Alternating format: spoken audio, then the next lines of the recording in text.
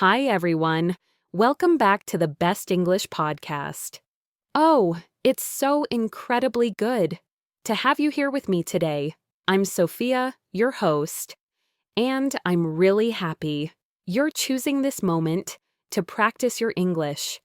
Whether you're walking, commuting, cooking, or just relaxing with your headphones, thank you for choosing us to be your space to learn, reflect, and grow in your language journey. You know, in our last few episodes, we've been diving deep into some really important stuff for English learners. We talked about lighting that fire for boosting your English motivation and inspiration in episode 9. And then, we had that incredibly popular episode all about improving your English listening with podcasts in episode 4. Well, today, we're taking all that energy and putting it into something just as crucial, speaking. We know how challenging it can be to learn English. It's not just the grammar and vocabulary, is it? It's actually speaking it with confidence, clarity, and flow. And that's exactly what we're focusing on today. So, let me ask you something. Have you ever felt like you know the words, but still can't express yourself clearly in English? Like the sentence is perfectly clear in your mind, but when you try to speak, it comes out in a strange or confusing way. Maybe you hesitate. Maybe you search for the perfect word and get stuck. Maybe you say something, but the other person doesn't really understand you. That can feel so frustrating, right? It's like you've studied so much, yet in the moment, you just freeze. If that sounds familiar, please know you're definitely not alone. This is something so many people go through. I've heard it from students in Rome, in Warsaw, in Budapest, and even in smaller, charming cities like Ghent or Porto. They'll say, "Sophia, I can read and write. I understand podcasts and movies, but when I try to speak, I get nervous. My words don't come out right." And you know what? That's absolutely not your fault. It doesn't mean you're bad at English. It doesn't mean you need more grammar books. Most of the time, it just means you haven't practiced the right kind of speaking, natural, everyday communication. And that's what we're going to work on together today.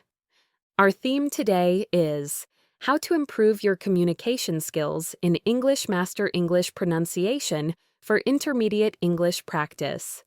Not just how to sound more fluent, but how to actually connect with people when you speak. How to be understood, how to keep a conversation going, how to feel confident and relaxed, even if you make small mistakes. Because let's be honest, perfection is not the goal here. Communication is. We're going to look at simple ways to speak more clearly. I'll share with you stories of people who struggled with the exact same problem and how they changed their habits. These aren't advanced techniques from complicated textbooks. These are real strategies you can start using today. You won't need hours of extra study, just a little shift in how you think and practice. And I'll be here with you every step of the way. Let me also remind you of something incredibly important. Your accent doesn't need to disappear. Your sentence structure doesn't have to be perfect. You don't have to sound like a native speaker. You just need to be understood. That's it. And the more you focus on clarity, the more confident you'll feel. So, today's episode is all about helping you move in that direction. Now, before we jump into all the stories and tips, I want you to think about your own experience for a moment. When was the last time you felt unsure while speaking English? Maybe it was during a work call, maybe at a restaurant while traveling, or maybe just ordering coffee in a cafe. What made that moment difficult? Was it the vocabulary? Was it the speed? Was it a lack of confidence? Take a second to remember that situation, because as we go through this episode, I want you to keep it in mind. The goal is to give you tools that help you feel more prepared next time that kind of moment happens. And here's something else. I want you to remember, as we go forward, English is not just a language for tests or school. It's a tool for real life, for connecting with people, making friends, sharing ideas, asking questions, solving problems. That's the kind of English we talk about here.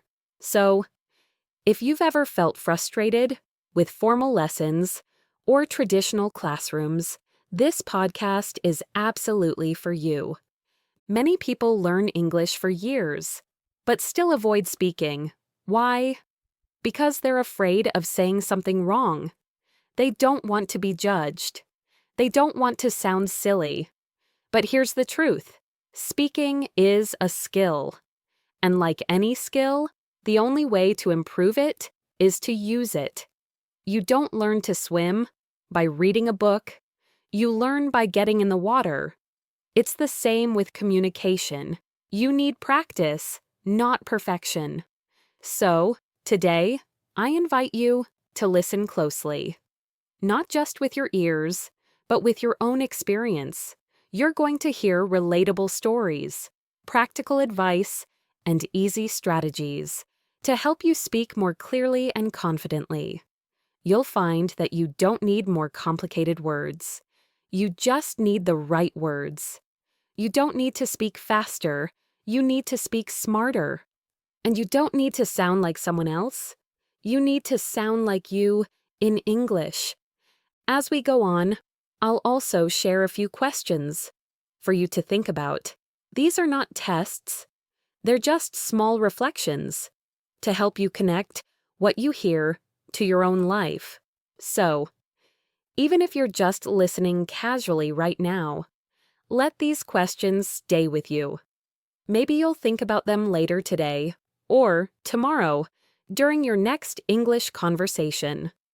All right, ready to start? Let's take a deep breath together, in and out. You're here. You're doing something good for yourself. You're not just learning English.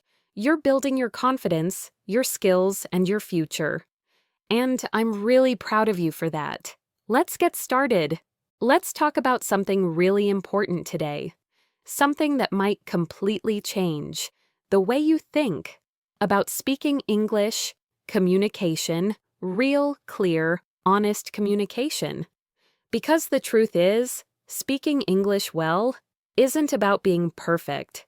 It's not about using fancy words or long, complex sentences. It's not about sounding like someone else. It's about connection. That's the real goal. Being able to express an idea clearly, to understand someone, and to feel understood. That's what makes communication successful. And that's what truly matters. You see, so many English learners believe they need to sound advanced before they can have good conversations. They feel pressured to use complex grammar or memorize long vocabulary lists. But here's the truth. Complexity often creates confusion in real conversations. Whether you're in a meeting, at a train station, or just chatting with a friend, what works best is being clear, not being perfect.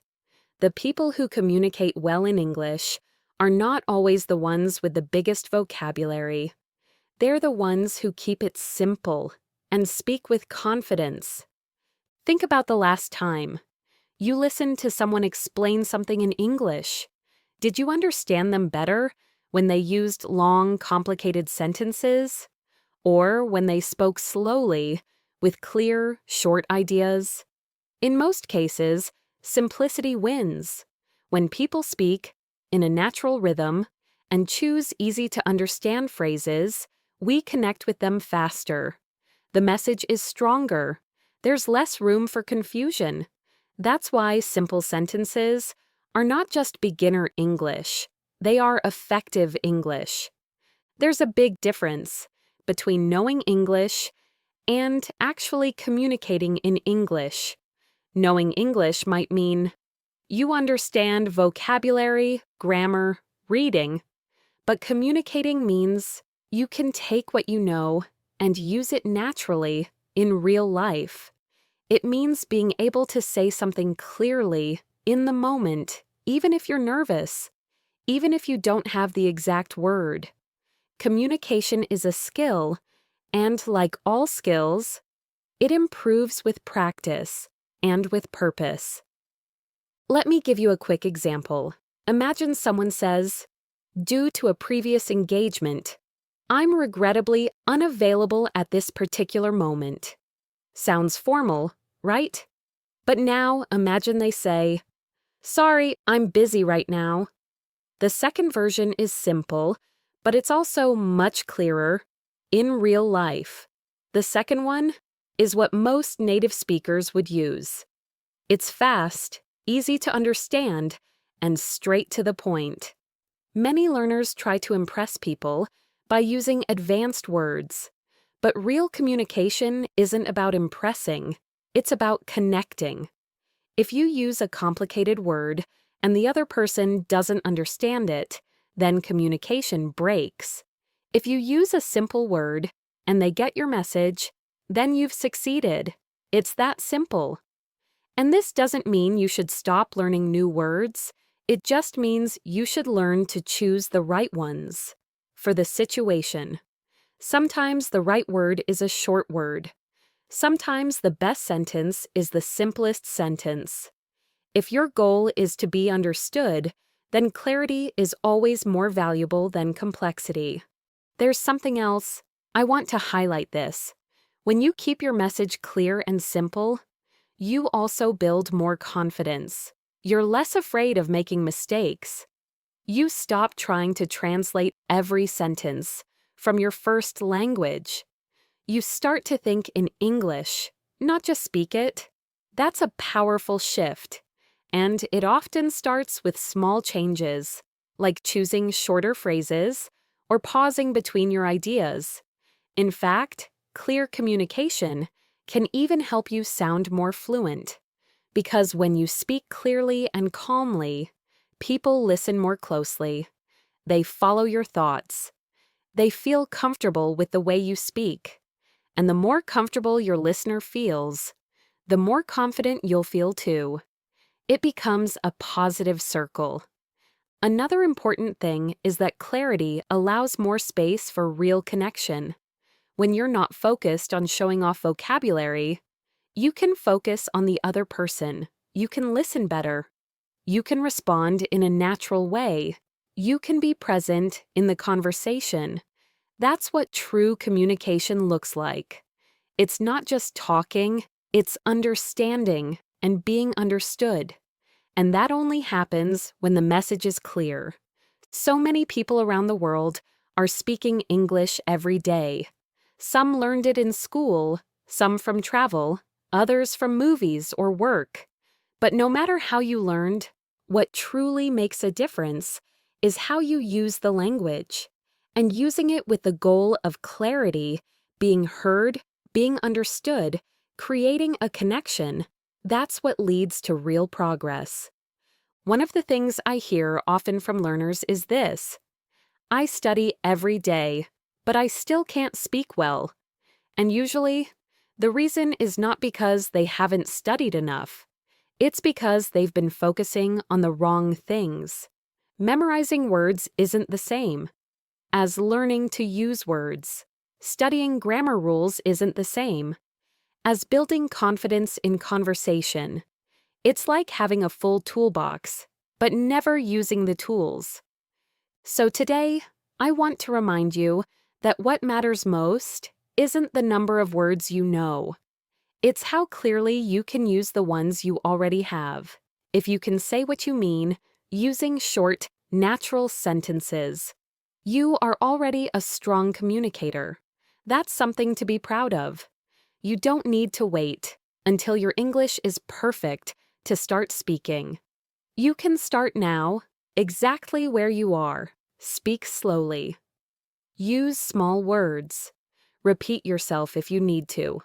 What matters is that the person in front of you understands what you're trying to say, and often they will appreciate your effort even more because you are making the conversation easier for them too. So, the next time you're in a conversation, I want you to focus on one thing: clarity, not perfection, not speed, not advanced vocabulary, just clarity. Take your time. Say less if it helps. Use simple phrases. Look for understanding, not performance. Because when people understand you, you connect.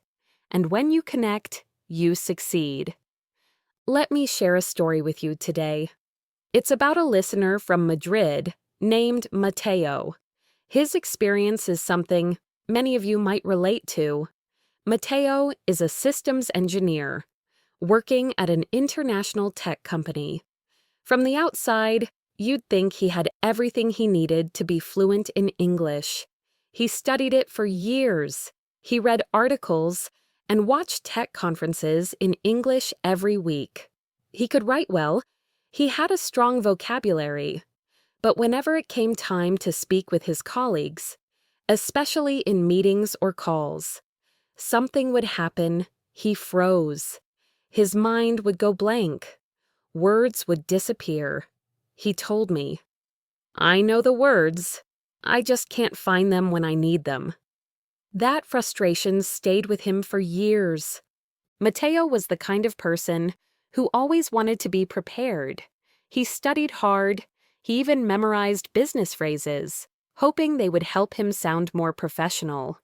But when real conversations happened, especially with native speakers or faster talkers, he couldn't keep up. He started to avoid speaking. He would send emails instead of joining calls. In meetings, he kept his answers short, afraid of making mistakes. He wasn't shy by nature, but English made him feel unsure of himself. Every time he wanted to say something, he asked himself, "Is this the right word? Will I sound strange? Will they understand me?" And while he was busy overthinking, the moment to speak would pass. This situation started to affect his confidence, not just in English, but at work too. He began to feel smaller in conversations, less visible in group projects. Even though his ideas were valuable, they weren't reaching others. That's when he realized something had to change. He didn't want to stay silent anymore. So, he started searching for a better way to approach speaking.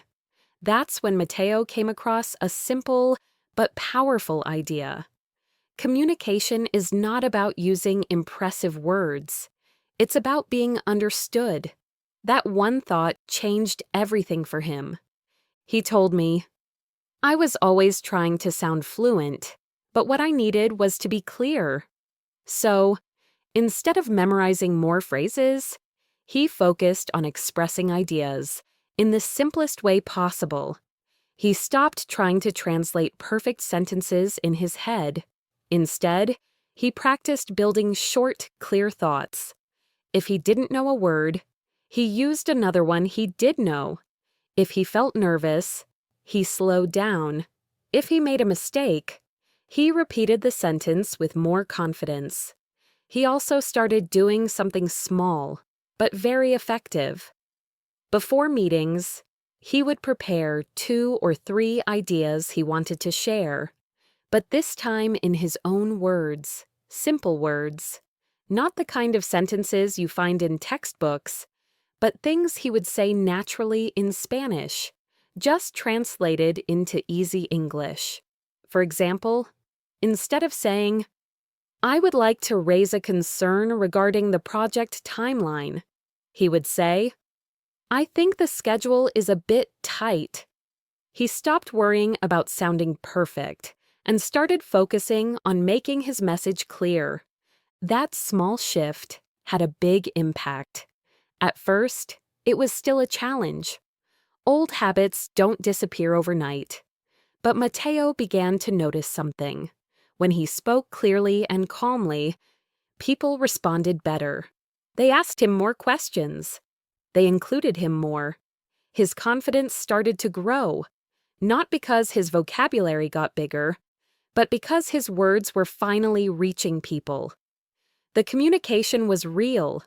One moment that really stood out for him happened during a client meeting. It was his turn to explain a technical update. Before, he would have read from his notes, full of long sentences he didn't feel comfortable with. But this time, he took a different approach. He said, "We changed the way the system works. Now it's faster and easier to use. Let me show you." It was simple, direct, and confident. And it worked. The client understood. His manager complimented him after the meeting. That was the moment he knew. This new approach was working.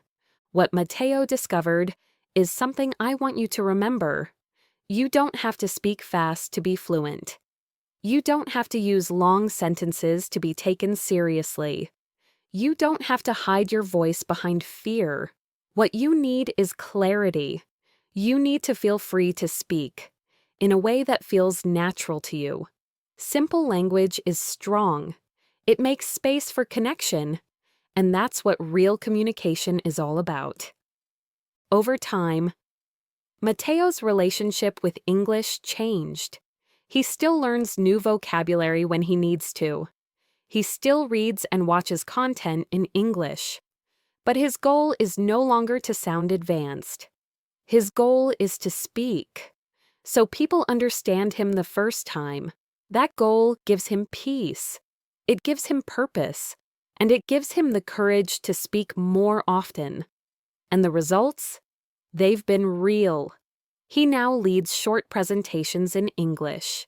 He joins international calls without trying to hide.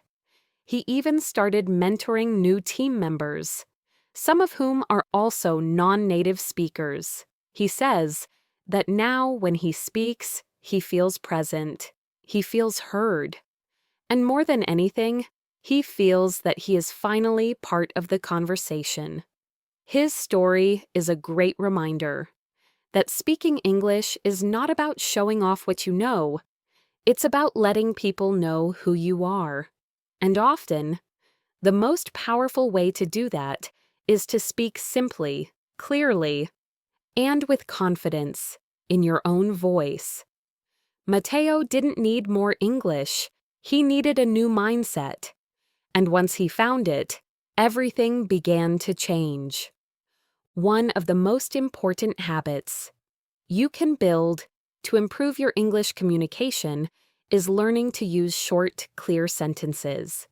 This idea may sound simple, but it can completely change the way people understand you and how confident you feel when you speak.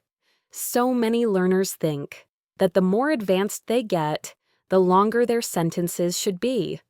But the truth is, clarity matters more than complexity. When you choose short, direct language, you reduce confusion and increase connection. You give your listener exactly what they need to understand your message. And that's what good communication is all about. Let's talk about why this happens. When you speak in long, complicated sentences, especially in a second language, there's a higher chance you'll lose your way. You might forget how the sentence started or which verb you were using. You might hesitate, repeat yourself, or fill the space with and while you try to think. This is normal. Even native speakers do it sometimes. But when you learn to say things in a shorter, more structured way, you keep your message clear and your mind feels more organized. I always say, short and clear often beats long and confusing. Think about that for a second. It's not about using fewer words, just to be brief. It's about choosing the right words, so your listener doesn't have to work hard to understand you. That's what makes someone a great communicator. And yes, this applies to professional settings too.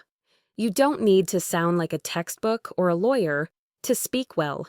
In fact, some of the best communicators in the world are the ones who make complex ideas feel easy to understand. Let's look at a few practical examples together. Imagine you want to say, "In my opinion, the project could benefit from additional resources in order to improve efficiency and meet the upcoming deadline." That's a lot of words. And while it's not incorrect, it's heavy and hard to follow, especially in a fast-paced conversation. A shorter and clearer version might be, "We need more help to finish on time." Same message, much easier to understand. The first version sounds formal, the second version sounds real. Here's another one. Instead of saying, "I would like to take this opportunity to thank everyone who contributed to the completion of this task," you can simply say, "Thanks to everyone who helped." It's still polite, it's still professional, but it's direct. It's the kind of sentence that makes your message clear right away. Now, let's think about daily conversations. Imagine you're talking to a colleague and you say, "I am not entirely sure whether or not the system update was completed successfully." That's okay, but again, long. Instead, you can say, "I'm not sure if the update worked." This version is simple and clear, and it gets your point across with no confusion. In situations where time matters, like team calls, messages, or customer service, using short and clear sentences like this makes everything smoother. Here's one more. Instead of saying, "I'm reaching out to request additional information regarding the status of our shipment," you can say, "Can you update me on the shipment?" Shorter, faster, and easier for the listener to respond to. When your goal is communication, not performance, short and simple is your best friend. Sometimes learners avoid short sentences because they worry it might sound too basic.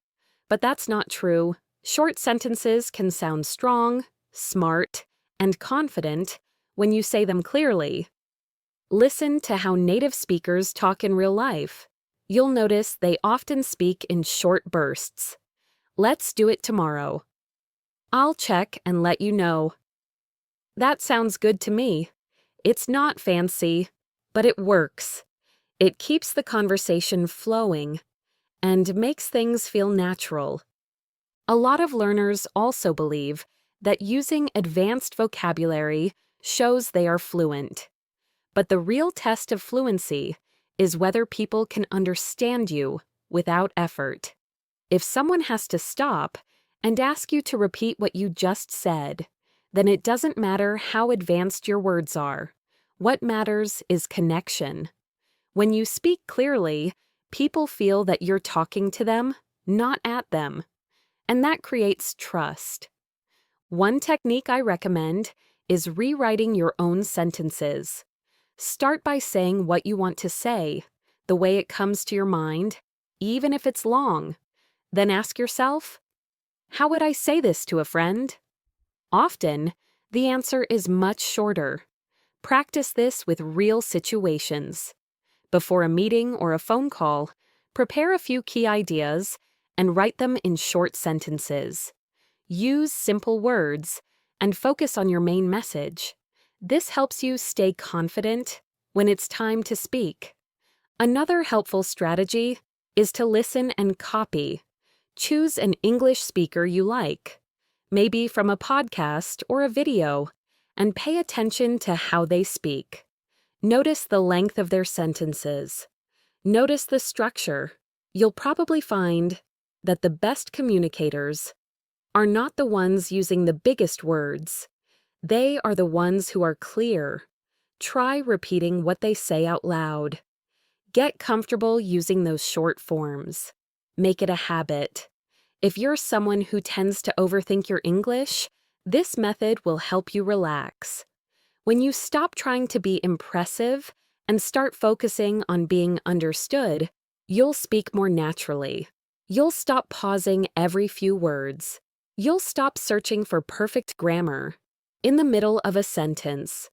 You'll begin to speak in a way that feels more like you.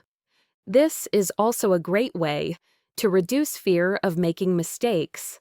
When your sentences are shorter, there's less room to get lost. You finish your thought, you move on.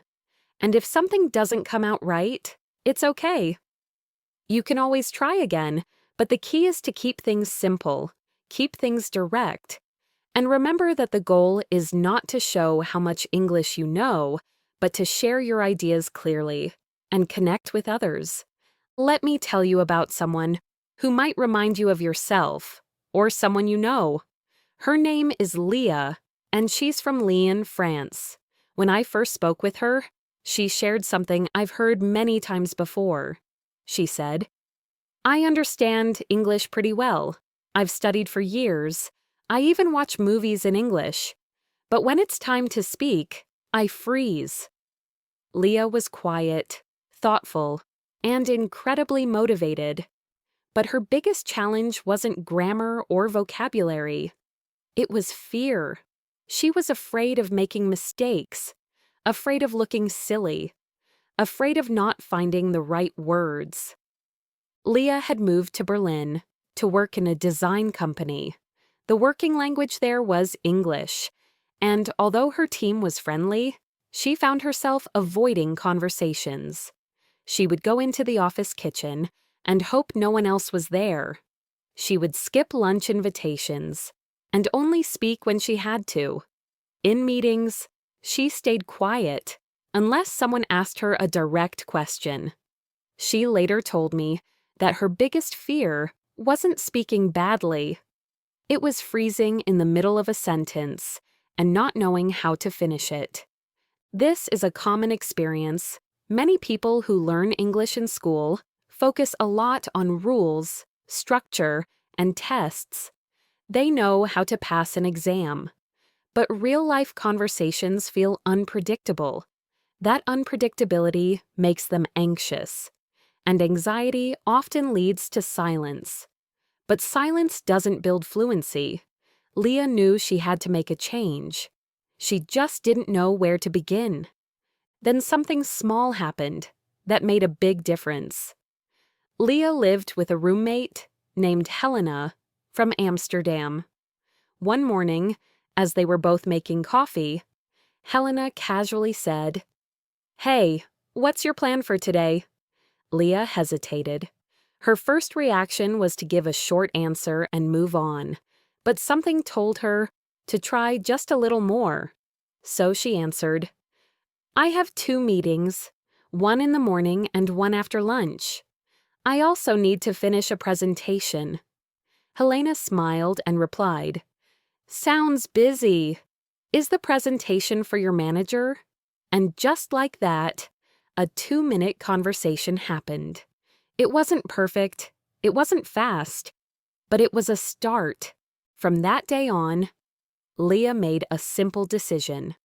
Every morning, during breakfast, she would try to start one small conversation in English with Helena.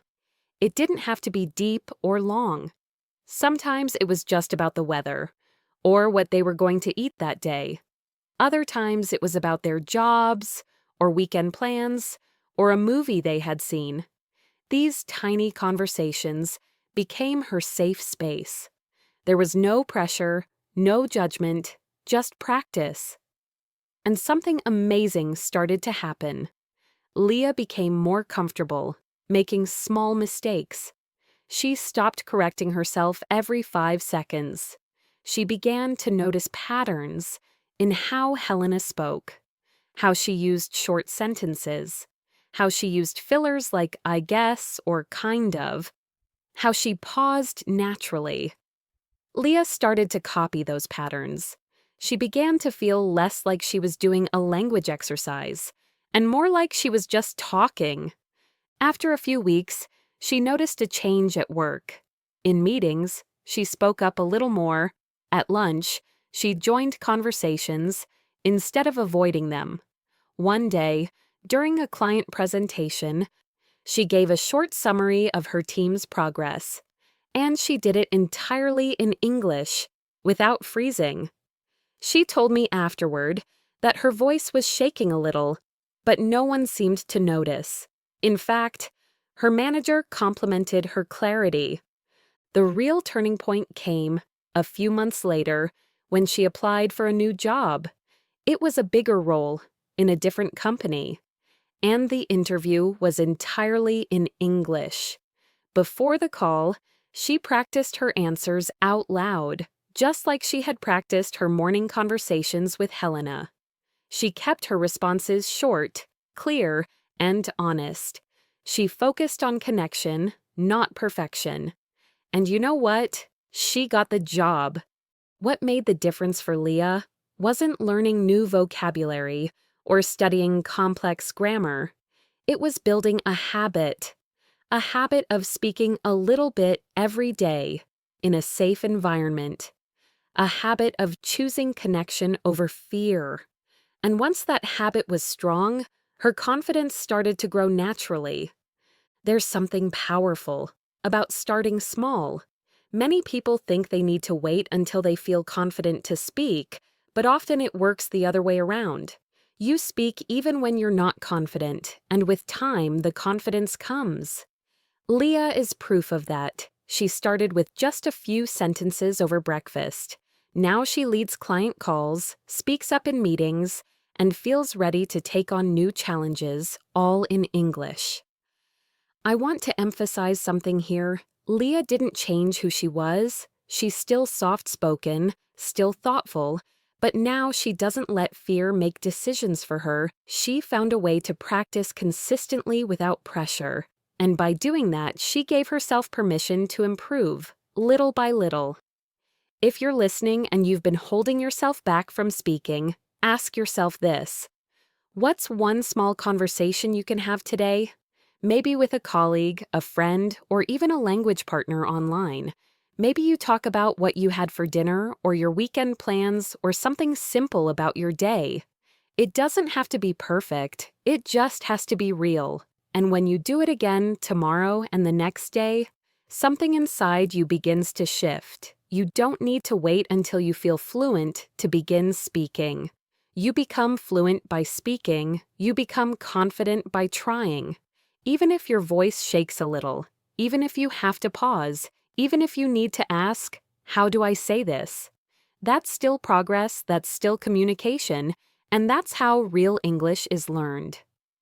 One of the most underrated tools for better communication in English is asking simple questions.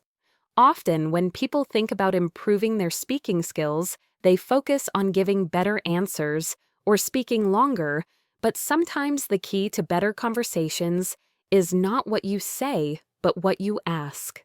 Simple questions are powerful. They keep the conversation alive, they show interest in the other person, and most importantly, they take the pressure off you to carry the entire dialogue. Think about it. When you're in a conversation and you're not sure what to say, it can feel stressful. You might feel like you need to have a perfect response, or you start worrying about vocabulary or grammar. But if you shift your focus from performing to being curious, everything becomes easier. Instead of feeling like you're being tested, you're just showing interest. That's much more natural, and that's where simple questions come in. Let's look at a few examples. Imagine you're at work and a colleague mentions a new project. You don't need to prepare a long opinion or give detailed feedback. You can just ask, "What's your role in the project?" or "Is the deadline soon?" These kinds of questions are short, clear, and easy to ask, but they open the door for conversation. They give the other person a chance to share more, and they help you stay involved without feeling overwhelmed. Now, let's take another situation. You're traveling and you're at a hotel or at a cafe in a new city. You don't need perfect English to connect with someone. Questions like, "Is this your favorite place around here?" or "What do you recommend from the menu?" can start a friendly exchange. Even if the person gives a long answer, you only need to listen and ask a follow-up like, "Why do you like it?" or "Have you lived here long?" See how that works? The pressure moves away from your own speaking, and instead, you become the person who is leading the conversation, just by being curious. And how about friendships? Let's say you meet someone new at a language exchange or social event. Instead of feeling nervous about talking about yourself, you could start with something like, "How did you start learning English?" or "What do you do when you're not working?" These are simple, personal questions that invite people to talk about their experiences. They help build connection without needing complex vocabulary or long speeches. Asking questions also shows that you care. When people feel listened to, they feel more comfortable around you. They don't expect you to be perfect in English. They appreciate your interest, and that's what real communication is about: connection, not perfection. Let me give you a real example. A learner from Warsaw told me that when she first started speaking English at her job, she would freeze during team meetings. She was afraid of saying something wrong. Then one day, instead of trying to make a full comment or share an idea, she simply asked, "Can you repeat that part about the deadline?" It was a small question, but her colleague answered and then asked her what she thought. That moment gave her confidence.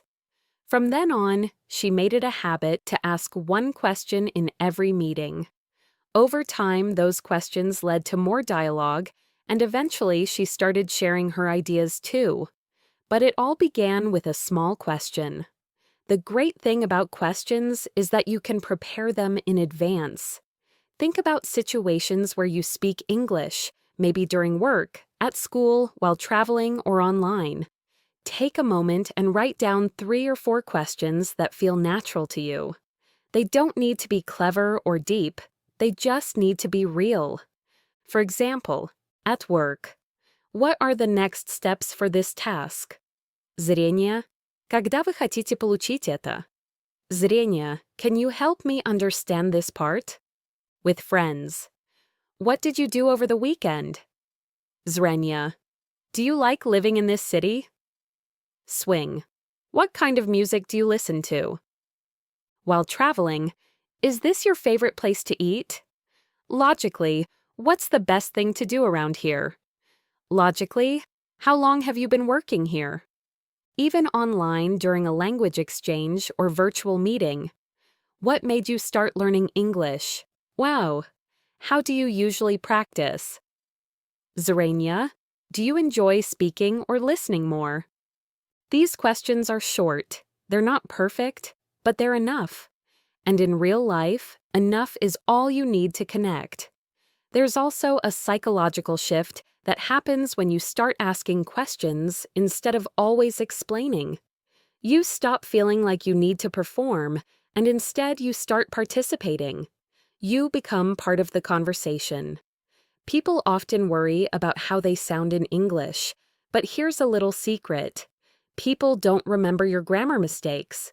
They remember how you made them feel. When you ask them about their story, their ideas, their preferences, you make them feel valued. That's something they don't forget. I want you to try this in your next English conversation. Instead of preparing a big answer, prepare a small question, ask something simple, then listen. And if you're not sure what to say next, ask another question. It's like building a bridge one step at a time. You don't have to go fast, you just have to keep walking. So many learners tell me they feel stuck when speaking because they run out of words. But often what they really need is not more words. They need better habits. Asking questions is one of those habits. It gives you structure, it gives you confidence, and it helps the conversation flow naturally. So next time you're in a conversation, try asking instead of explaining. You'll be surprised at how much easier it feels and how much more confident you become just by being curious. Let me tell you a story that I think many of you will relate to. It's about Daniel, a software engineer from Berlin. Daniel loved studying English. He had been doing it for years. He read English books, watched English movies, even used English subtitles to help improve his vocabulary. He used language apps daily, and he knew a lot of words. He even followed grammar explanations online and felt proud when he could understand complex structures. But even with all this study, Daniel had a problem. He rarely spoke English, and when he did, he felt awkward and slow. He worked for a large international company, and his team included people from different countries: Italy, Sweden, Brazil, South Korea. They all communicated in English, and yet Daniel usually stayed quiet during meetings, especially informal ones. He only spoke when he absolutely had to, and he always felt nervous. It wasn't because he didn't know what to say, he just didn't feel confident saying it out loud. The fear of making mistakes or sounding less fluent than his colleagues kept him silent for a long time. Daniel thought he needed more study before he could speak well. He told himself, "If I just finish this next course, or once I memorize this list of phrases, then I'll be ready." But the truth was, no amount of silent study was preparing him to speak with real people. He could write great emails in English, he could understand what others said, but when it was his turn to speak, he froze. Something was missing. One day, during a company team building event, something changed. They were having coffee before a workshop, and Daniel found himself standing next to Sophia, a colleague from Lisbon. They had never really talked before. Normally, he would have just smiled politely and waited for the meeting to begin. But that day, he decided to challenge himself. He remembered something he had read, that asking simple questions is one of the best ways to start speaking. So he asked her, "Do you like working on the new project?" It was a short, basic question, but it opened the door. Sophia smiled and answered enthusiastically. She shared what she liked about the project, what she found challenging, and asked Daniel what he thought. He answered slowly, carefully, but something felt different. The pressure was lower. He wasn't trying to give a perfect speech, he was just having a real conversation. It didn't feel like a test, it felt like connecting. At first, he still made mistakes. Sometimes he forgot words or he paused too long. But his colleagues didn't mind. They appreciated his effort, and the more he spoke, the more natural it became. Within a few months, Daniel was having longer conversations. He no longer hesitated to speak up during team meetings. He started sharing his ideas more openly, and people began to see him not only as a great engineer, but as a great communicator. But the most important change wasn't about his vocabulary or grammar, it was how he saw himself. Daniel stopped thinking of himself as someone who was bad at speaking. He started seeing himself as a person who could connect with others through English, and that shift made all the difference. He told me something I'll never forget. He said, "The turning point wasn't when I learned a new phrase. It was when I asked a simple question and saw someone respond. That made me feel like I could be part of the conversation." That's the real goal, isn't it? To feel like you belong in the conversation. To feel like you can connect, share, and respond, even if your English isn't perfect. Daniel still studies. He still reads and watches videos in English. But now he also practices speaking in small, real moments throughout his day, and those moments are where his true progress happens. His story reminds us that it's easy to hide behind study.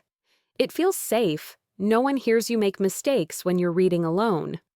But growth doesn't happen in comfort. Growth happens in action. And sometimes the smallest action, like asking a simple question, can lead to the biggest change. So if you're listening to this and thinking, "That sounds like me," remember Daniel's story. He didn't wait until he felt ready. He made a small, clear plan, and he followed through. One question a day. That's all it took to change how he used English in his real life. If you want to get better at speaking English, there's something I really want you to understand. It doesn't have to be complicated, but it does have to be consistent. One of the biggest mistakes I see people make is waiting for the perfect moment to practice. They think they need a language partner, a quiet space, or a specific app to help them. But the truth is, if you want to improve your communication skills, you have to start using English in your real life every single day. Now, I know what you might be thinking, but I don't have time, or maybe I don't know what to practice. That's okay. I'm not talking about studying for hours. I'm not even asking you to do difficult exercises. I'm talking about using the English you already know to describe your world, your routine, and your thoughts, even in small moments. These small moments are powerful because they happen every day, and when you practice something daily, it becomes part of you. Let's start with one of the easiest and most useful habits, describing your daily routine in English. This might sound simple, but it's an incredible tool to build fluency. Think about your morning. What do you do when you wake up? What do you eat for breakfast? How do you get to work or school? All of these things can be turned into short English sentences. For example, when you're eating breakfast, say to yourself, "I'm having toast with butter and coffee." Or, "I made eggs today. I cooked them with tomatoes." Say it out loud if you can. If not, say it in your mind. The goal is to get used to building sentences about your own life. You can do the same thing when you're walking to the bus stop. You can say, "The weather is cold today," or "I see a lot of traffic." These are everyday thoughts, but in English, they become real practice. And the best part? You don't need anyone else around. You don't need a teacher. You don't even need to stop what you're doing. You're just using English to describe your world moment by moment. Another simple way to practice is by listening to podcasts. You're already doing that right now, but here's a way to take it a step further. After you finish listening, try to repeat something you heard. It could be a full sentence or even just a phrase. For example, if I say, "It doesn't have to be perfect, it just has to be real," you can repeat it out loud or quietly to yourself. When you repeat real sentences, you train your brain and your mouth to work together in English, and over time, this makes your speaking feel more natural. You can also write. Yes, writing is not the same as speaking, but it helps build the same skills. Try writing short dialogues. Imagine a conversation between you and a friend. Keep it simple. One sentence from you, one sentence from the friend. Like, "Hey, do you want to get coffee later?" And, "Sure, what time?" This helps you practice everyday expressions in a way that feels useful and realistic. You can even write about your day in journal form, just a few lines. For example, "Today I woke up at 7 o'clock. I went to the gym. I worked from home. For dinner I had pasta." These simple sentences are your building blocks. You don't need to write essays. You just need to keep the habit going. Here's a fun activity I often suggest. Choose one object in your room and describe it in English. Let's say you pick your phone. You can say, "My phone is black. It's next to my laptop. I use it to check messages and listen to music." Or maybe your coffee mug. "This is my favorite mug. It's blue and white. I use it every morning." This is real English. You're connecting language with your own environment, and that makes the learning stick. One of my favorite tips is to narrate what you're doing, like you're explaining it to someone who doesn't see you. For example, "I'm opening the fridge. I'm looking for some fruit. I found an apple." You're talking to yourself, yes, but you're doing it in English, and that's what matters. You're teaching your brain that English isn't something you turn on only in class. It's part of your life. When you turn these small tasks into practice, something magical happens. You stop thinking of English as a subject, you start seeing it as a tool. You stop feeling like a student and you start feeling like a communicator. This is the shift that builds confidence and fluency. Let me share a quick example. One of our listeners, Sarah from Milan, told me she started describing her meals in English every day. At first, she only said one sentence at breakfast. I'm eating cereal. Then she added more. I made coffee. I added sugar. It tastes good. After 2 weeks, she noticed something amazing. When she spoke to her English tutor, she found the words came more easily. Why? Because she had been practicing those words all week. No pressure, no stress, just small daily habits. So what can you do today? Pick one daily activity, eating, walking, brushing your teeth, and start describing it in English. 1 or 2 sentences is enough. If you enjoy listening to this podcast, pause after a few minutes and repeat something you heard. If you like writing, try writing a short dialogue or journal entry tonight before bed. These small things done every day will change how you speak. You won't see it in one day, but in 1 week, in 1 month, you will feel the difference. Let me tell you a story that I think might inspire you. It's about a listener named Irina. She's from Bucharest, Romania, and when she first started learning English, she felt like many people do, stuck. She had studied grammar, she had memorized vocabulary lists, she even watched English shows with subtitles. But when it came to speaking, she froze. The words were there, but they didn't come out easily. Every time she tried to speak with someone, she hesitated, translating each sentence in her head, unsure if it was correct. Irina worked at a local design studio, and some of her clients were international. She wasn't required to speak English fluently, but she really wanted to. She had dreams of working abroad someday, or at least traveling more confidently. She didn't want to feel limited by language. But the problem wasn't her knowledge, it was that speaking felt unnatural. She told me that when she opened her mouth to talk, her thoughts became slow, like they had to pass through a long tunnel before turning into words. One day, after a long day of work, she went for a walk in a nearby park. It was something she often did to clear her mind. As she walked, she looked around and almost without thinking, she said aloud in English, "There are a lot of people here today." It surprised her. She had never spoken English out loud while alone before, but it felt safe. No pressure, just her, the trees, the sky, and her voice. That night, she thought about it. Maybe this could be her way of practicing. No audience, no judgment, just a way to turn her thoughts into words in real time. So the next day, she tried it again. As she walked, she started describing what she saw. I see a man walking his dog. The flowers are yellow and orange. The air is a little cold today. Simple sentences, but real ones. She spoke about what was in front of her, and slowly something began to shift.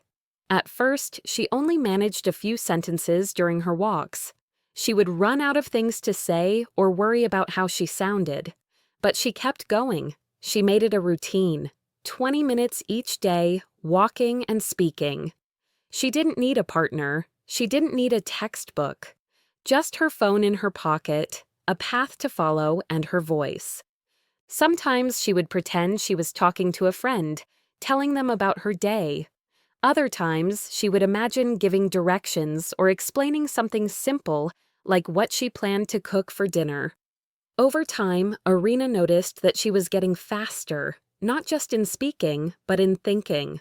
Words that used to take time to come to her now appeared more quickly.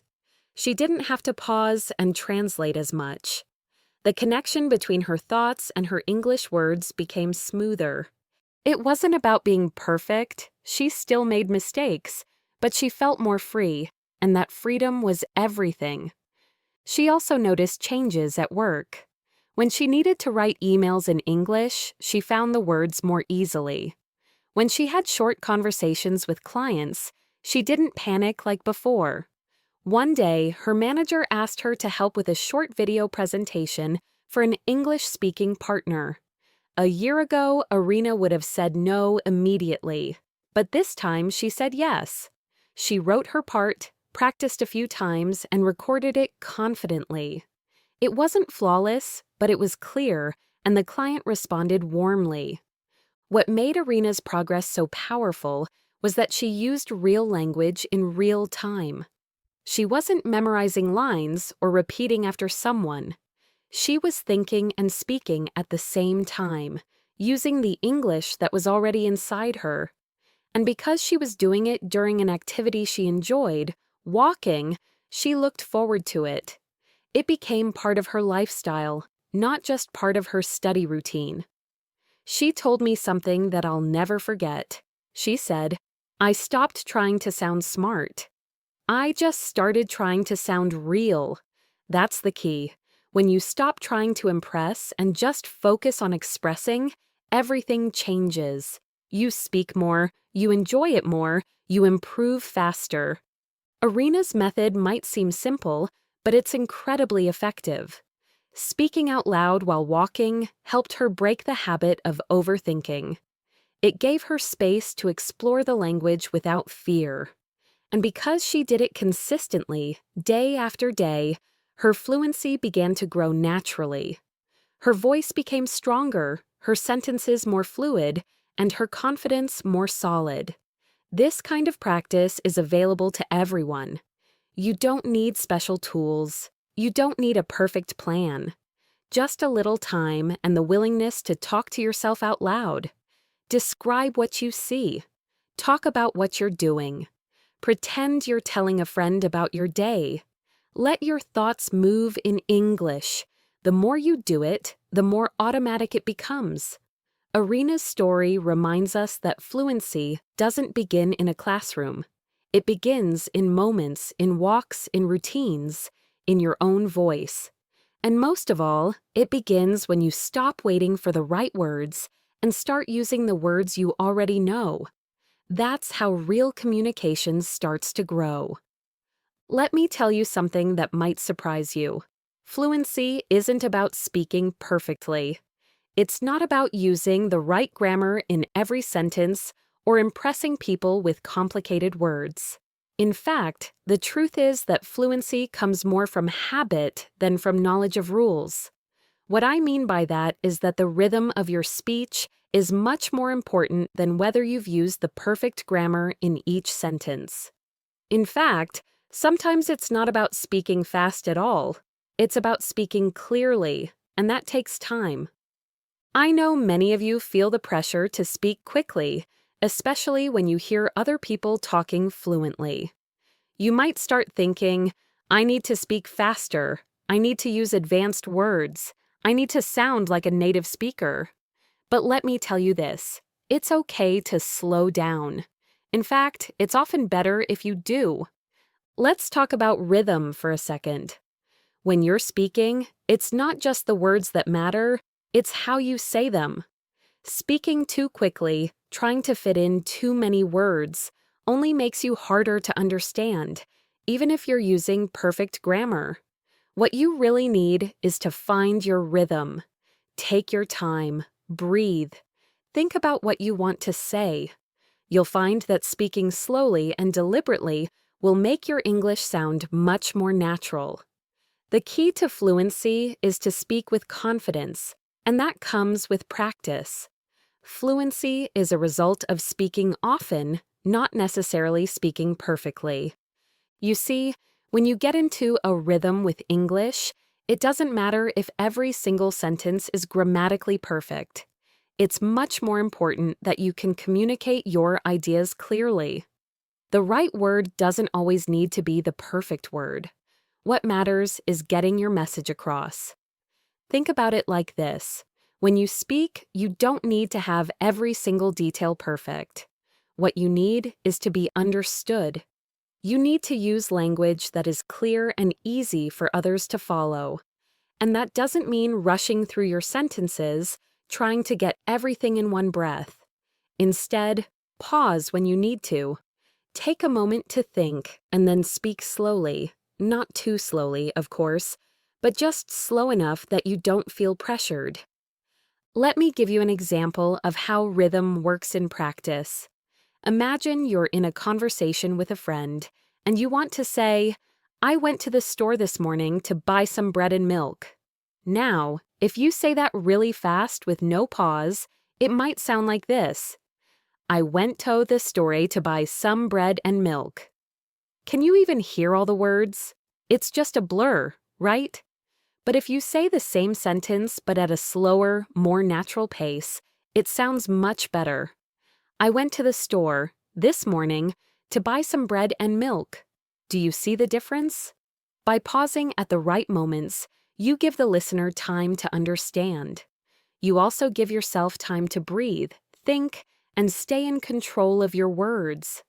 This kind of rhythm doesn't just help with understanding, it helps you feel less stressed too.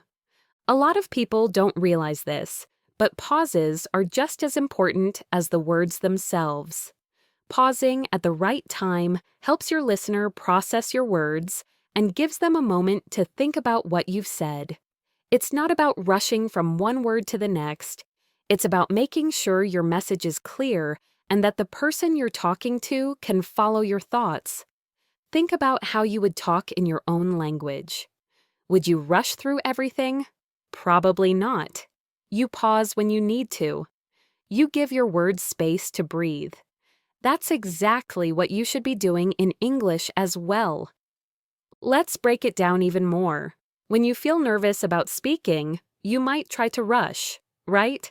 You might start talking faster because you're worried about making a mistake. But that's not helping you. In fact, it's doing the opposite. It's making you sound more nervous and harder to understand. Instead, the next time you speak in English, remember, breathe, pause, think, then speak slowly and clearly. Here's a tip for you.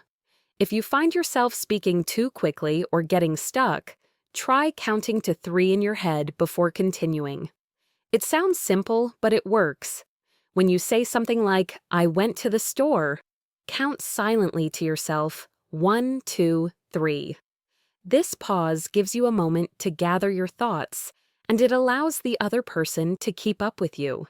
You might also notice that when you're speaking slowly, your words seem more deliberate. This gives you time to focus on choosing the right words, not worrying about whether they're perfect. Perfection is not the goal. Communication is. Let's take this into a real-world example. Imagine you're at work and you need to explain a project to your boss. You might feel nervous, and the temptation is to speak quickly to get everything out before you lose your confidence. But this could cause confusion. Instead, take a deep breath. Speak slowly. Say something like, "The project is going well. We're on track. We just need a few more days for testing." Notice how I'm using pauses here. I'm not rushing. I'm giving you a chance to absorb each part of the message. This method doesn't just make you sound more confident, it also makes your message more effective. And here's another thing. Sometimes when people focus too much on grammar, they forget to focus on meaning. But in a real conversation, it's not about perfect grammar. It's about understanding. If you say, "I have gone to the store this morning," it's grammatically correct, but the meaning is the same as saying, "I went to the store this morning." The second sentence is more natural and doesn't require you to force an extra structure into your speech. Remember, simple sentences with good rhythm are often more effective than complicated ones. So the next time you're practicing English, focus on rhythm. Breathe. Take your time. Speak slowly. Don't try to rush. You'll find that when you give your words room to breathe, they'll start to flow more easily, and you'll be able to express yourself with confidence. Try this out today. As you go about your day, practice speaking slowly and clearly. No need to rush, just take your time and notice how it feels. And remember, fluency isn't about the rules. It's about finding your rhythm and staying consistent. Let me share with you the story of Tomas, who is from Lisbon. Tomas had always been passionate about learning English. He had studied hard, expanded his vocabulary, and spent hours practicing grammar. But there was one thing that always seemed to hold him back. You see, Tomas had developed this habit of speaking incredibly fast. His goal was to sound fluent, to speak as quickly and confidently as the native speakers he admired. He believed that speaking fast would make him sound more like them. However, in reality, this approach caused more problems than it solved. Tomas didn't realize it at first, but speaking so quickly made it difficult for others to understand him. His sentences would blur together, and sometimes he would mix up words or forget to add important details. Instead of sounding fluent, he often came across as unclear. His friends and colleagues, especially those who were not fluent in English themselves, would frequently ask him to repeat what he had said. This constant need to repeat himself made Tomas frustrated and self-conscious. The more he tried to rush through his sentences, the more mistakes he made and the less confident he felt. One day, while discussing his struggles with a colleague at work, Tomas realized something important. His colleague, who was a native English speaker, explained that fluency isn't about speaking as fast as possible. Instead, it's about speaking in a way that is clear and easy to follow. Tomas started to reflect on his own communication style. He understood that he wasn't allowing his listeners to fully process what he was saying, and that his goal should be to ensure clarity, not speed. That's when Tomas decided to change his approach. He stopped trying to rush through conversations and started focusing on speaking at a more manageable pace. Instead of saying everything in one breath, he began to take his time with each sentence, allowing himself to pause between thoughts. He wasn't trying to sound perfect, he was just trying to be understood. At first, this change felt unnatural. Tomas was used to speaking quickly, and it felt awkward to slow down. But with practice, he began to feel more comfortable. The results were incredible. As Tomas started speaking more slowly and clearly, his communication improved. People began to understand him better, and they didn't need him to repeat himself as often. His confidence grew, not because he was speaking faster, but because he knew that he was making himself understood.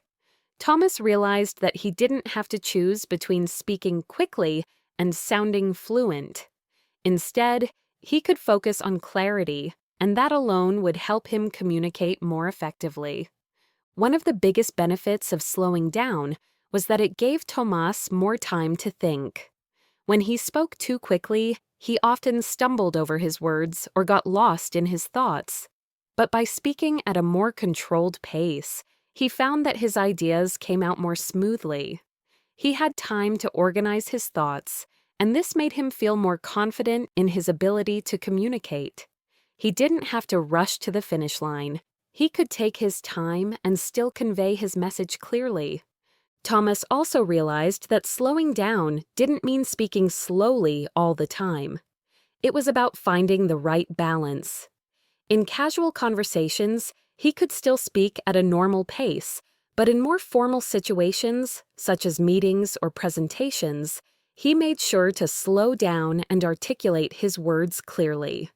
This balance allowed him to be more flexible in different contexts, while still maintaining effective communication.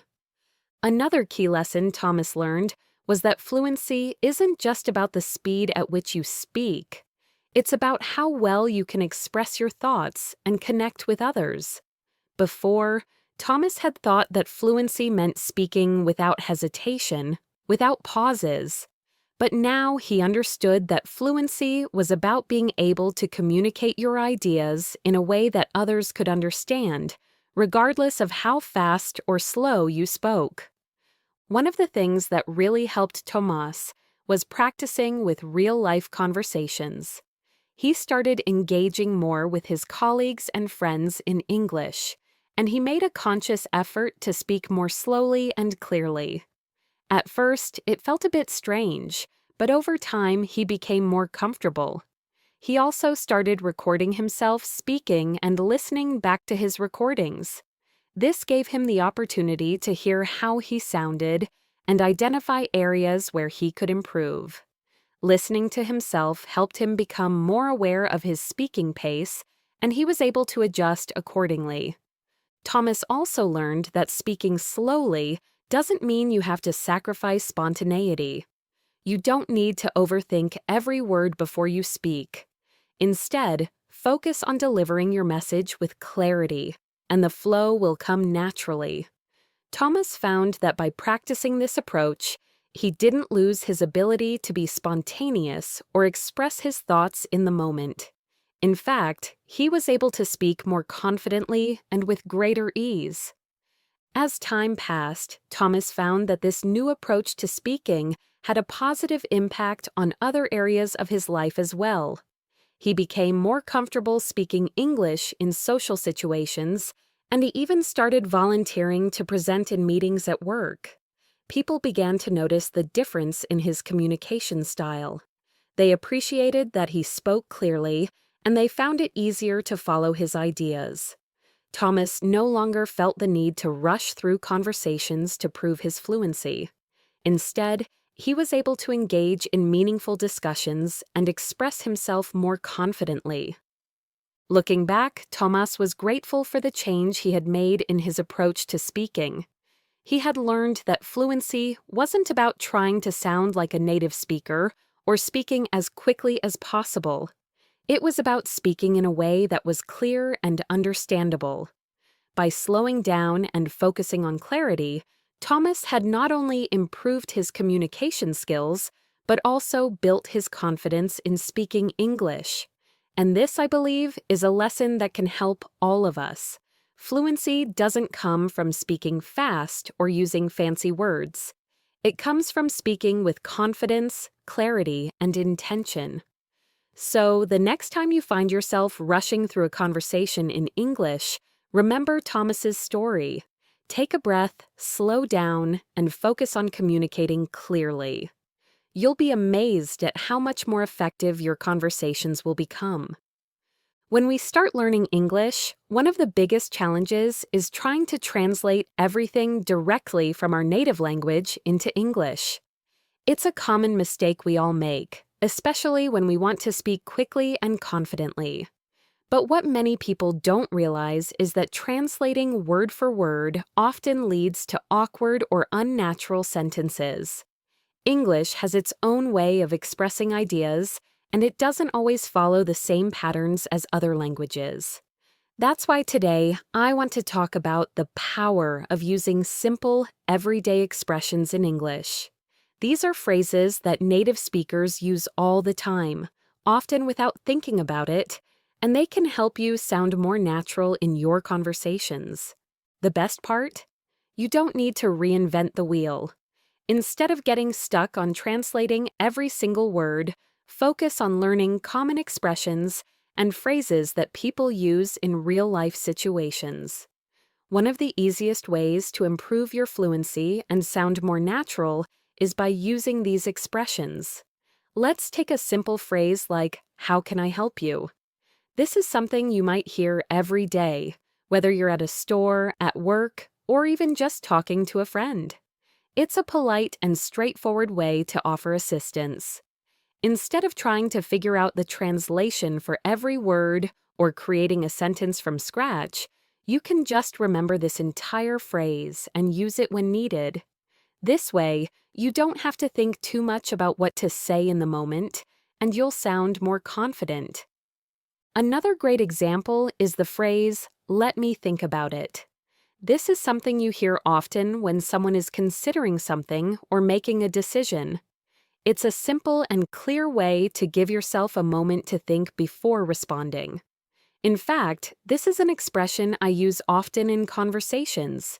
Instead of trying to rush to an answer, I'll say, "Let me think about it," giving myself a second to organize my thoughts. This expression is helpful in many situations, especially when you don't want to rush a decision or need more time to reflect. But why do I recommend using these simple expressions rather than translating from your own language?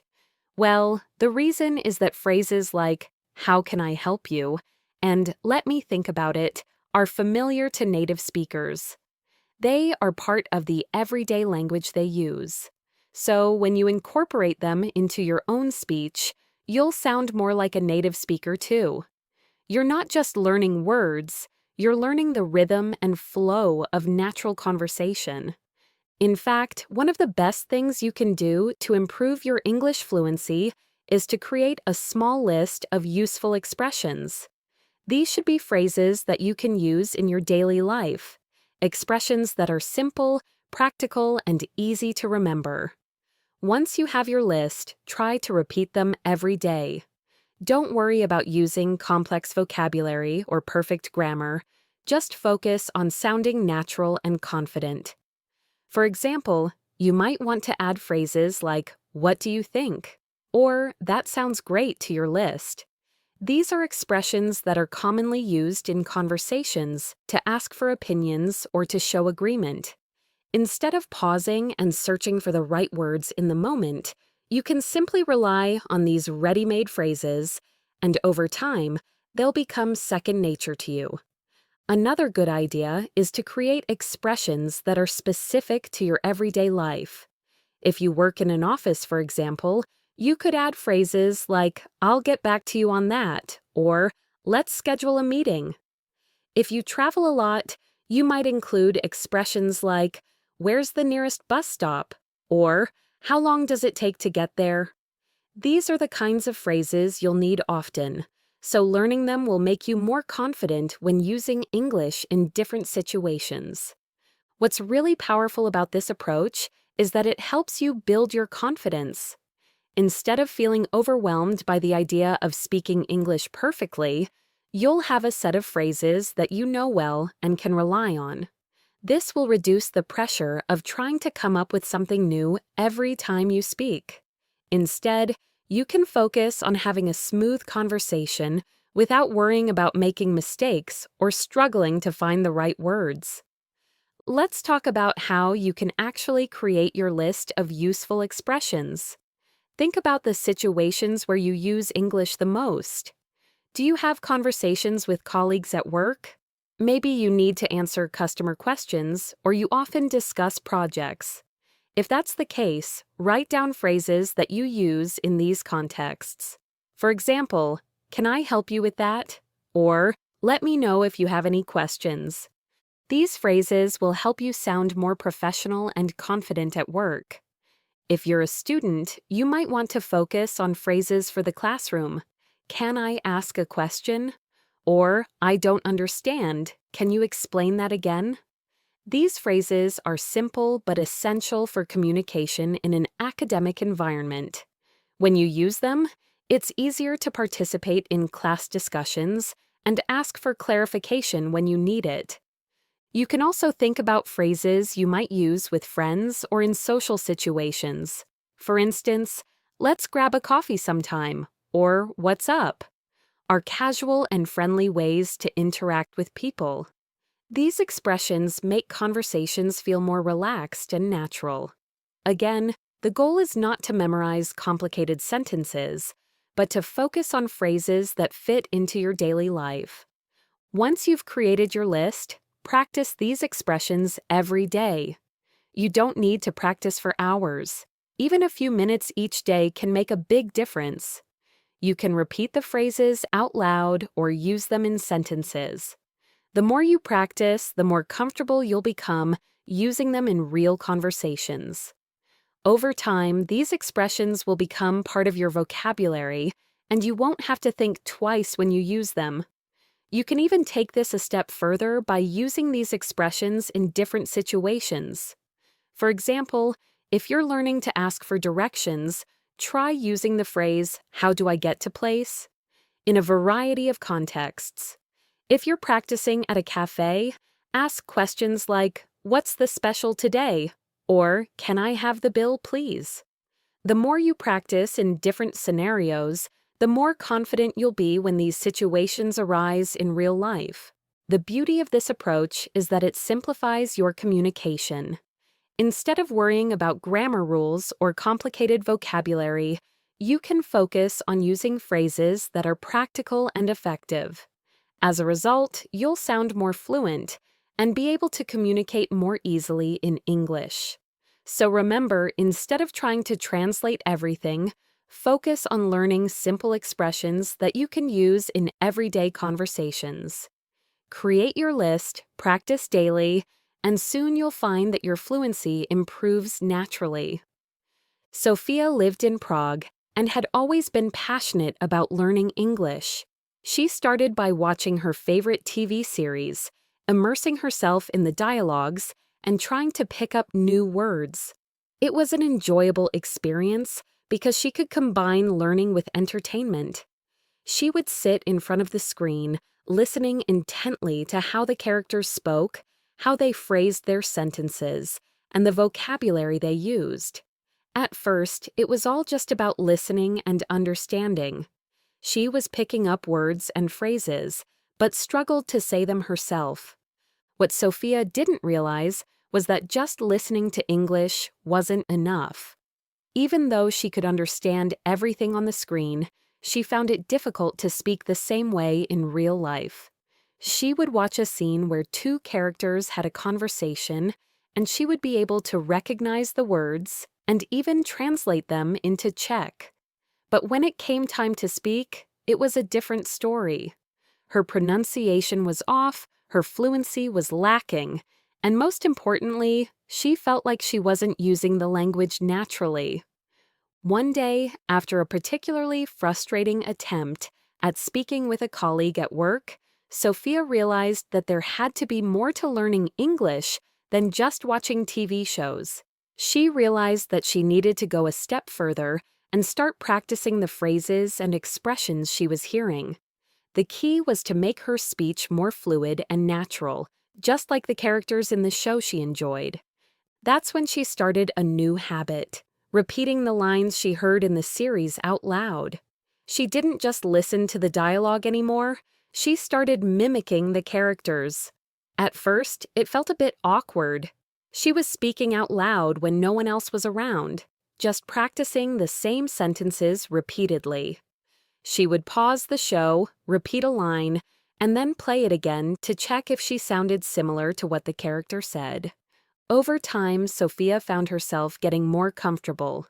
The phrases that once sounded difficult to pronounce started coming more easily. The beauty of this approach was that it didn't require her to sit down and study grammar rules or vocabulary lists. Instead, she was learning in a way that felt natural and fun. She was picking up common expressions, the rhythm of speech, and the intonation used by native speakers. For example, she learned how to say things like, "What's going on?" or "I'll be right back" with the correct stress and tone, making her sound more confident in her speech. Sophia's focus shifted from just understanding English to actually speaking it. She realized that the key to sounding natural wasn't to memorize complicated grammar rules, but to make the language a part of her everyday life. So instead of just focusing on new vocabulary or perfect grammar, she began to pay attention to how native speakers use the language in different contexts.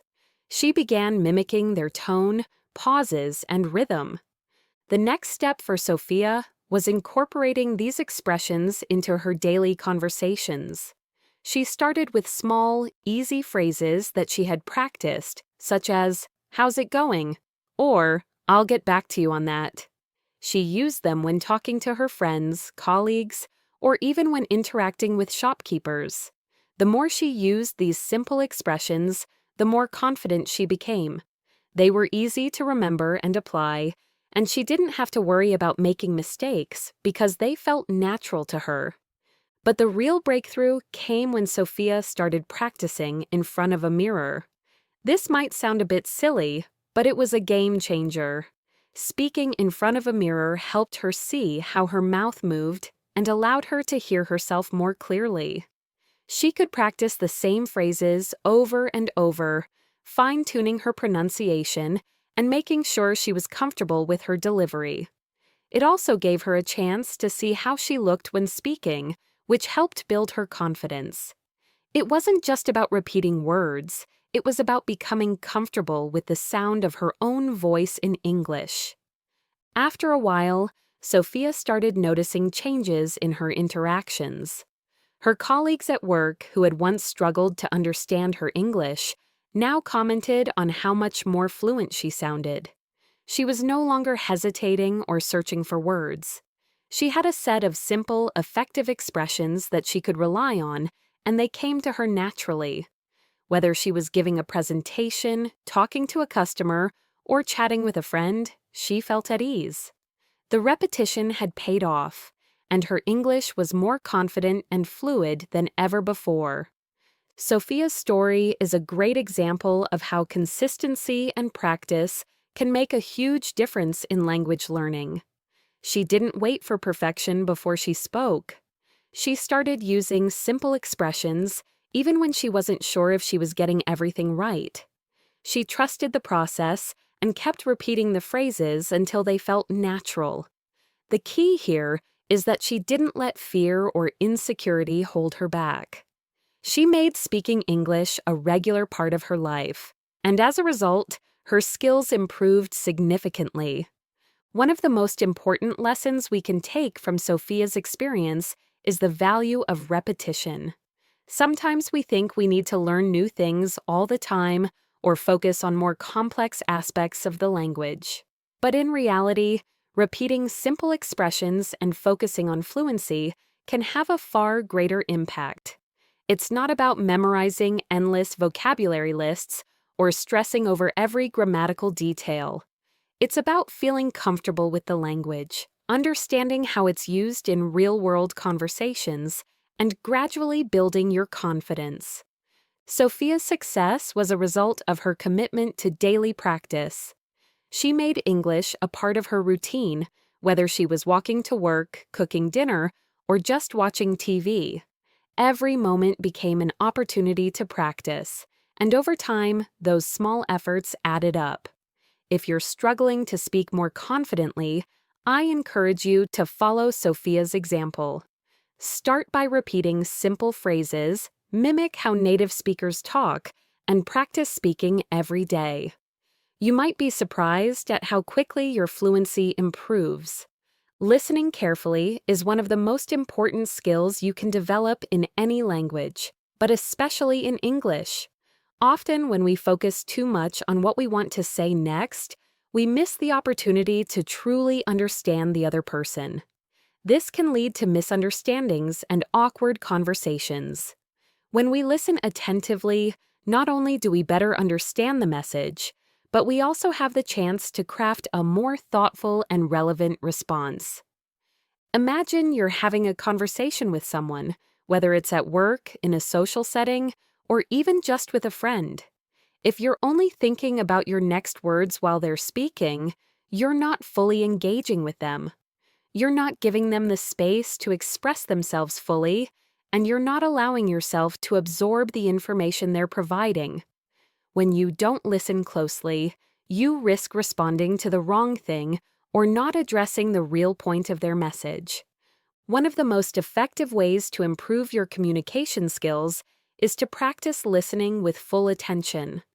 It's not just about hearing the words, it's about understanding the meaning behind them. Often, people say more than they think they are. The tone of voice, the pace of speech, and the body language all convey messages that go beyond the words themselves. When you listen carefully, you're able to pick up on these subtleties, which allows you to respond more appropriately and effectively. Think about it this way: when you listen with focus, you're not just waiting for your turn to talk. You're engaging with the speaker, processing what they're saying, and considering your response carefully. This leads to more meaningful conversations because you're truly involved in the exchange of ideas, not just waiting for the opportunity to share your own. One common challenge for language learners, especially in English, is that we often try to respond too quickly. We feel pressure to speak as soon as there's a pause, and that pressure sometimes makes us miss important details of what the other person is saying. This happens because we're often thinking about grammar, vocabulary, or how to phrase our sentences correctly instead of focusing on understanding the message. But when we shift our focus to listening first and speaking second, we give ourselves the chance to fully process what's being said and respond in a way that's clear and thoughtful. Take a moment to think about how you listen when you're in a conversation.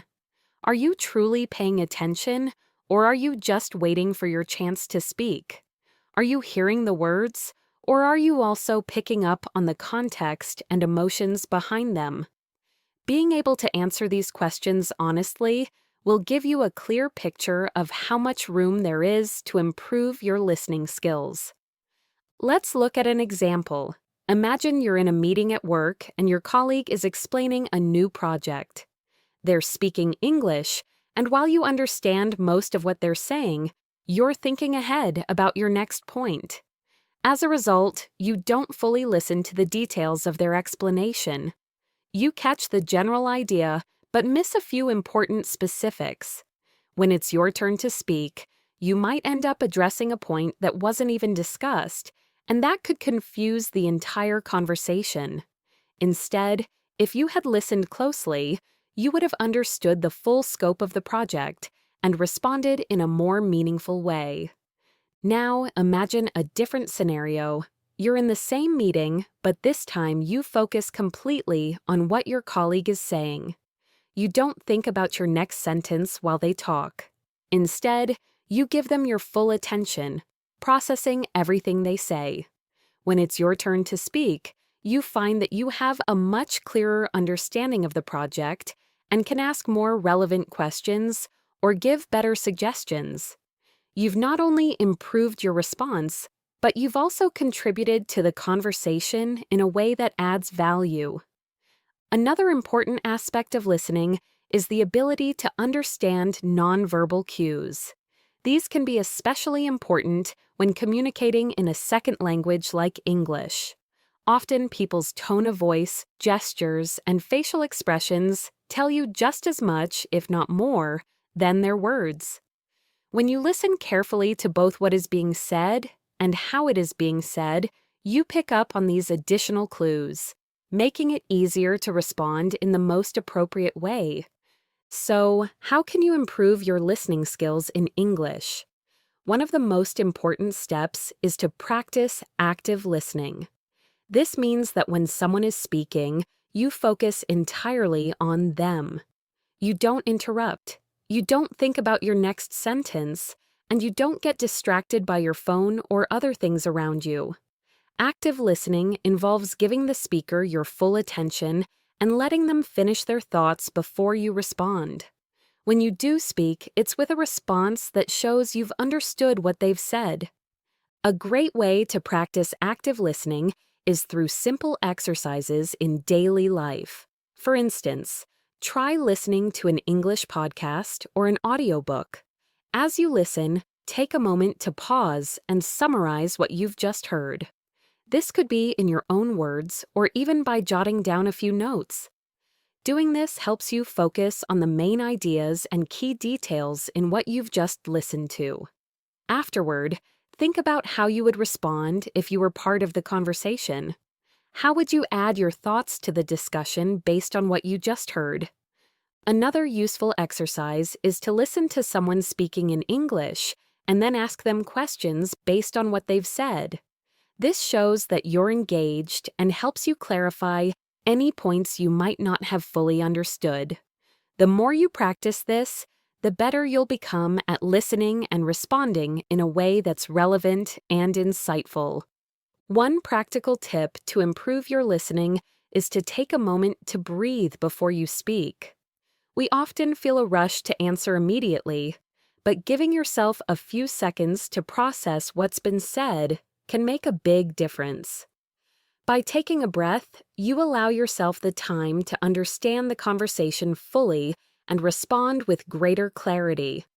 This pause helps you avoid impulsive responses and ensures that what you say makes sense in the context of the conversation.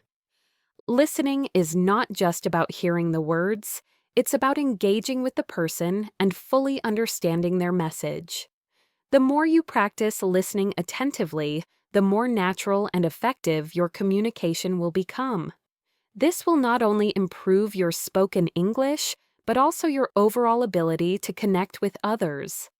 By focusing on listening, you create stronger and more meaningful exchanges, helping you build better relationships, whether at work, with friends, or even in casual conversations.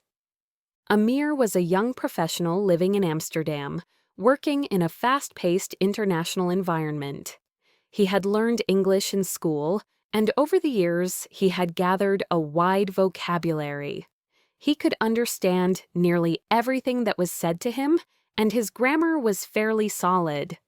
But despite all of this, Amir struggled in conversations. Whenever he was in a meeting or talking with colleagues, he felt an overwhelming pressure to speak as much as possible, as quickly as possible. He thought that speaking more would make him sound fluent and capable.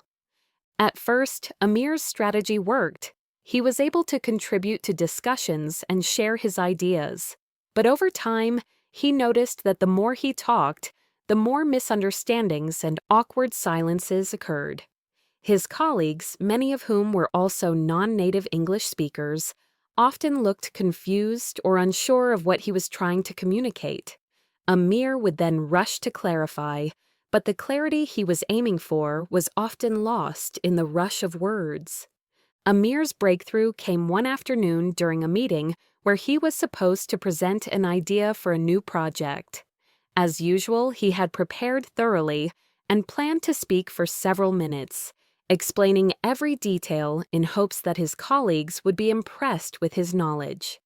But when it was his turn to speak, something unexpected happened.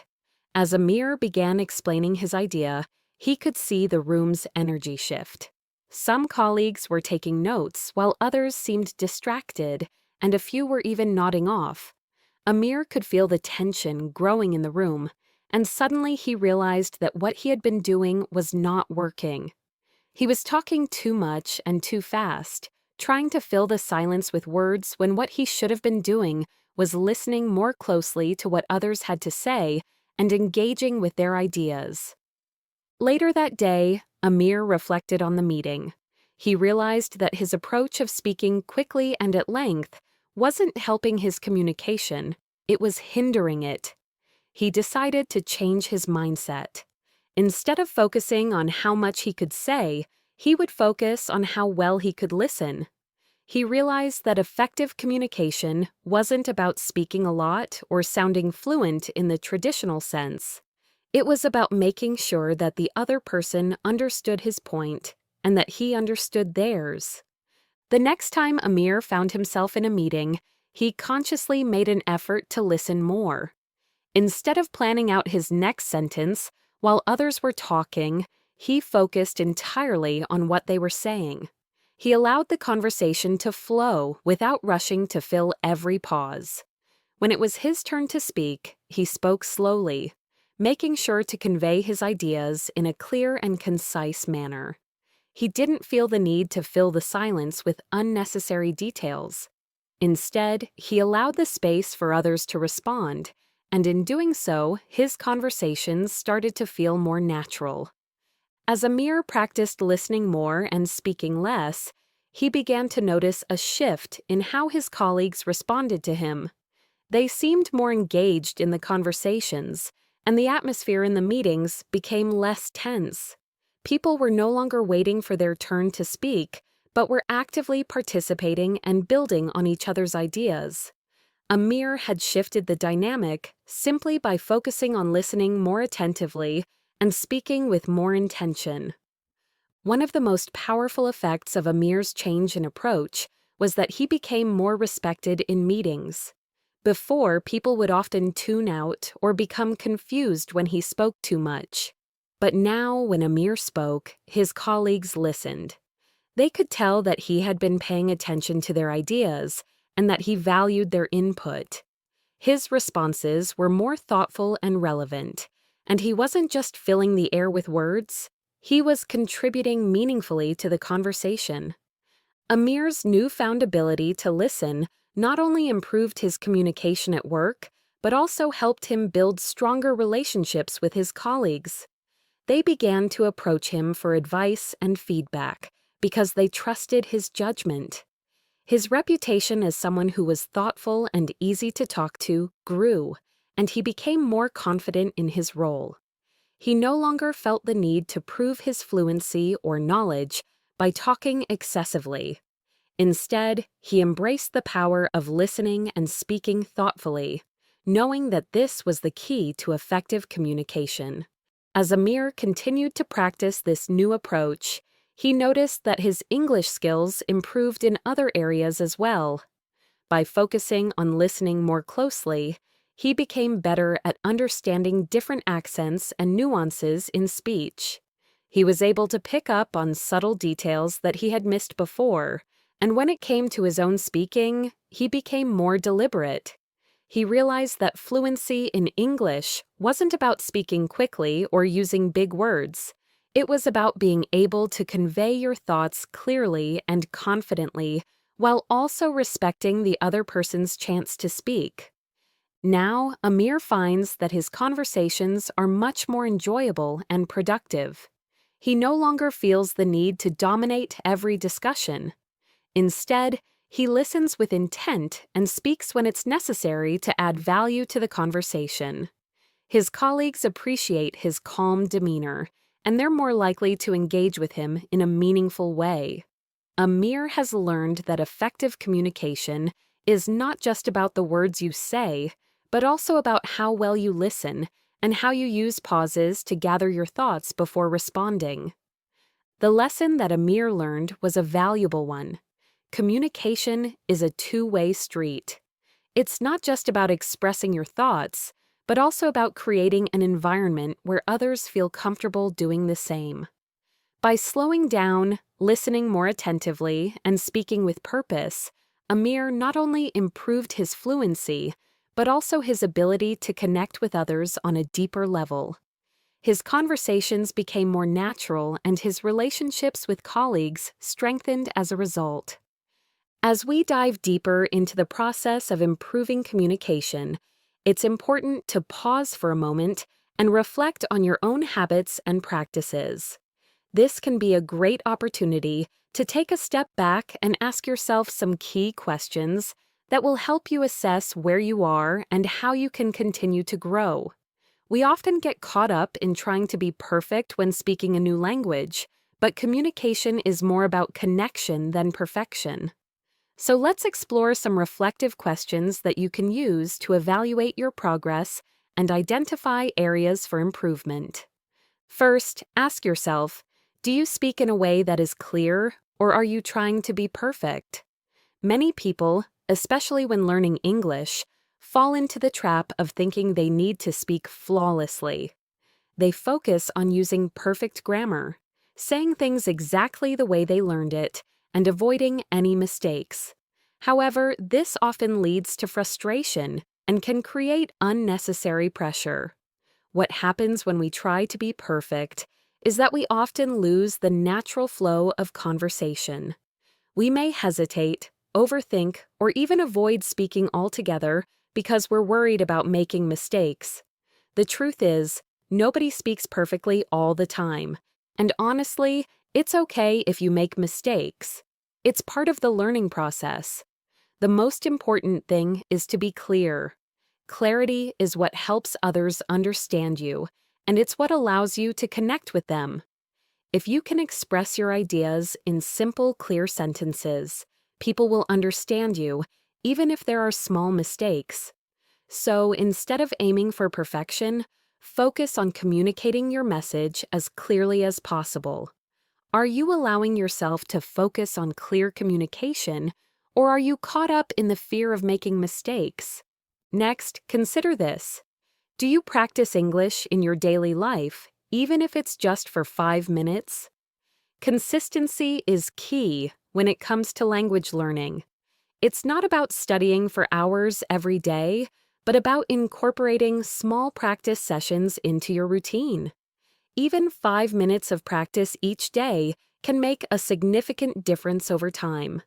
Maybe you spend those 5 minutes repeating a sentence or two you learned, practicing your pronunciation, or listening to a short podcast or video in English. You don't need to dedicate an entire hour to practicing every single day. Instead, think about how you can integrate these short moments into your daily life. Think about your day-to-day activities. What could you do in the 5-minute gaps that would contribute to improving your English? Perhaps you could describe what you see around you in English, narrating the actions you're doing or the thoughts you have. You could practice greetings or small talk with a colleague or a friend. These small moments of practice add up and will make you more comfortable speaking and thinking in English. So ask yourself honestly, do you make the time for even a brief moment of practice every day? Finally, let's take a look at how you can continue to improve. Reflect on this question. What can you do today to improve your communication? There's always room for growth, and you don't have to wait until tomorrow to start making changes. Think about one small thing you can do right now, today, that will push you closer to better communication in English. It could be as simple as setting aside 5 minutes to practice speaking aloud, listening to a conversation in English, or using a new phrase in your next conversation. It doesn't have to be a big, overwhelming task. The key is to take action. Perhaps you can challenge yourself to use English more often in your daily life. If you usually think in your native language, try to consciously switch to English, even if you're just thinking about your plans for the day. Or, if you often feel nervous about speaking in English, challenge yourself to start a small conversation with a colleague or friend. By taking action, no matter how small, you'll make progress and see improvement. These questions are meant to help you reflect on where you are right now and think about what steps you can take to continue improving your communication skills. It's important to be kind to yourself during this process. Language learning isn't a race, and everyone has their own pace. What matters is that you continue moving forward, even if the progress seems small at times. If you can focus on clear communication, find small ways to practice daily, and take action today, you'll gradually notice improvements in your ability to express yourself in English. Remember that improving your communication skills is a journey. You don't have to be perfect, but you do have to be consistent and committed to making progress. Keep practicing, keep reflecting, and most importantly, keep connecting with others. Communication isn't just about speaking, it's about creating meaningful connections, whether it's in a meeting at work, a conversation with a friend, or a chance encounter with a stranger. By focusing on these small but impactful actions, you're on your way to becoming a more confident and effective communicator in English. Thank you so much for joining me today on this episode of the Best English Podcast. It's always a pleasure to spend this time with you, and I hope you found the tips and stories helpful in your journey toward better communication in English. As we wrap up, I want to encourage you to take action. It's easy to listen and feel motivated, but real progress happens when you apply what you've learned. So my challenge for you today is to pick at least one tip from this episode and put it into practice. Maybe you'll try speaking a little slower to give yourself more time to think. Or perhaps you'll focus on using simpler, clearer sentences the next time you speak in English. Whatever it is, take that first step today. And remember, your English doesn't have to be perfect. It just has to be understood. That's the key. It's not about speaking flawlessly or impressing others with your vocabulary. It's about connecting with people and being understood. And when you focus on that, you'll find that your confidence grows and your communication improves naturally.